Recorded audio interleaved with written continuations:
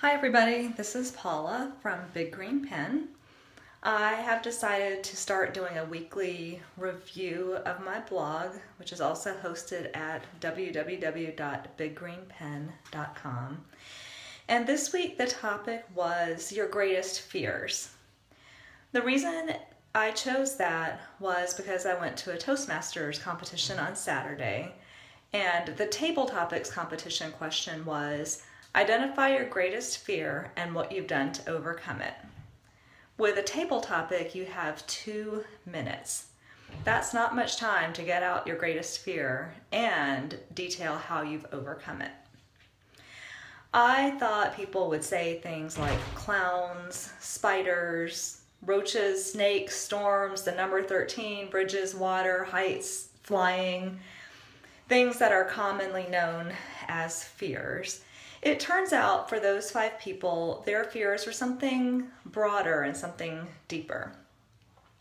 For the first person, their fear was public speaking, appropriately enough since we were at Toastmasters. He talked about how he joined Toastmasters to overcome that fear. And I know that for most of us, there's at least a healthy amount of fear behind public speaking. And for many of us, an almost all-encompassing kind of fear. That's the first day I have met this gentleman, and I think based on his 2 minutes, he has made lots of progress and is going to do really well as he continues to pursue his public speaking. The next person talked about being harshly judged. This was a topic that I could certainly relate to. If I could have stood up on my chair and jumped up and down and said, me too, I would have done that, because don't we all worry about being harshly judged? In her case, what really struck me was the fact that she felt very free as a child and somewhat immune to being harshly judged. And then as life went on, she became more and more fearful as she went through high school, went into college, and ended up going to law school where every word you say is judged. She's someone that I have known for quite some time, and it was such an insight to me that she would feel that way, because that was not what I would have guessed at all. Next was feeling inadequate. And another one where if I could have, I would have said, yes, me too. I'm surprised all of us didn't stand up and say, yes, us too. Because don't we all struggle with that in one way or another?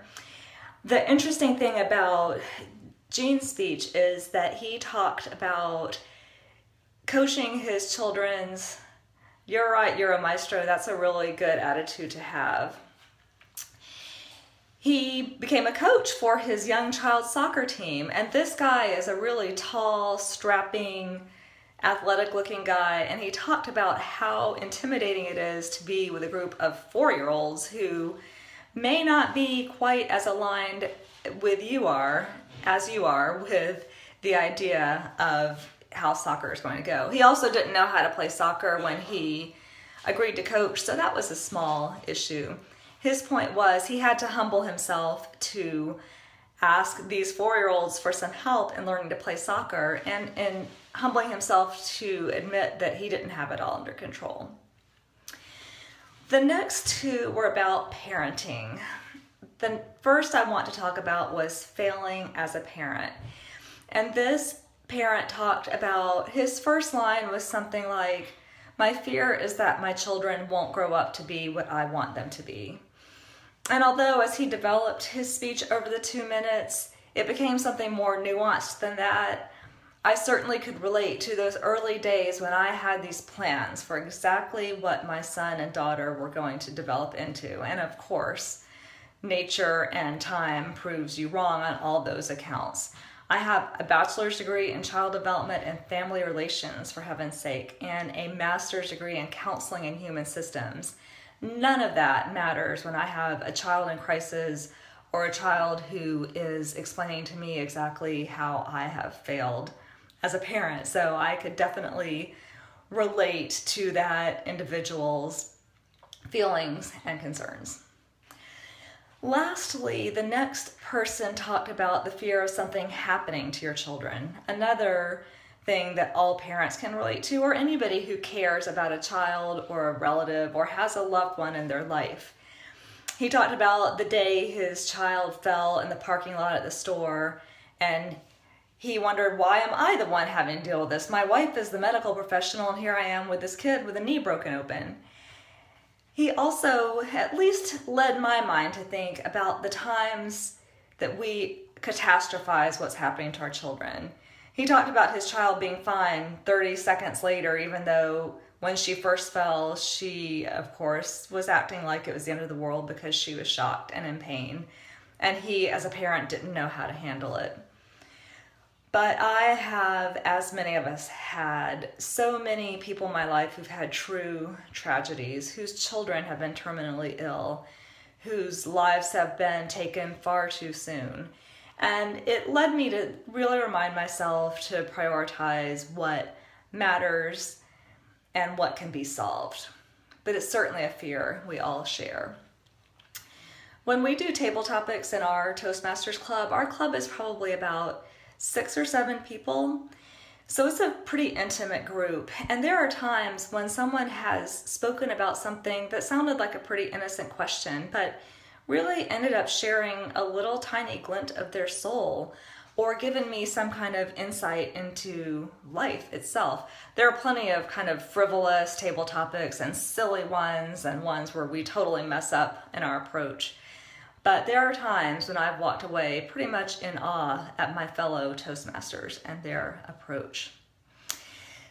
What I think is important to note is that 2 things. One, going back to my friend/associate who talked about being harshly judged.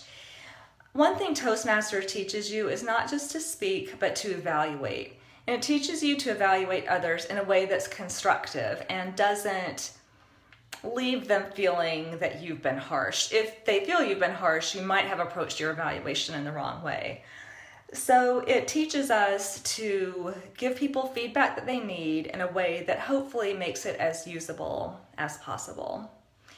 And lastly, on the topic of the role of table topics in any speaking, of course we go to Toastmasters to learn to speak.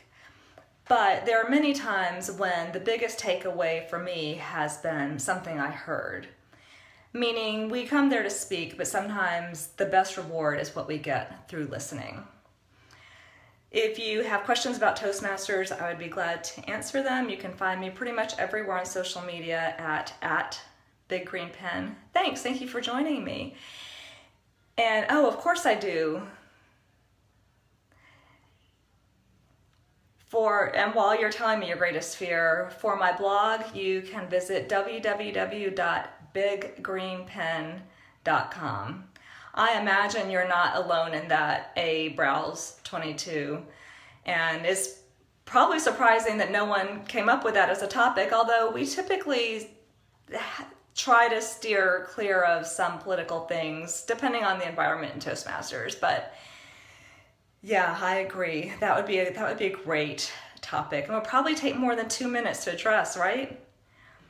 Again, thank you all for joining me. This is an experiment for me using Periscope to talk about my blog each week.